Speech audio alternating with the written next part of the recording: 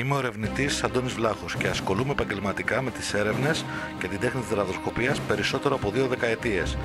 Όλα αυτά τα χρόνια πειραματίστηκα πάνω στην κατασκευή των επαγγελματικών ραδιοσκοπικών οργάνων και κατέληξα σε κάποιες ειδικές κατασκευές που είναι ικανές να λειτουργούν τέλεια σε όλες τις συνθήκες της ατμόσφαιρας και του εδάφους.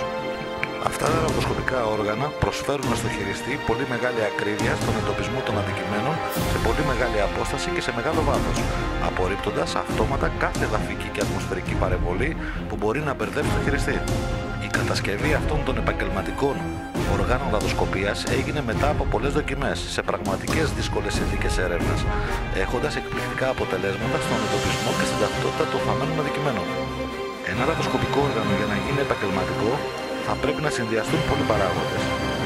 Ένας είναι τα μέταλλα που πρέπει να συνδυαστούν ώστε η αγωγημότητα του οργάνου να είναι υψηλή, ώστε να λαμβάνει σωστά τις εκπομπές και τις ενέργειες του εδάφους και της ατμόσφαιρας.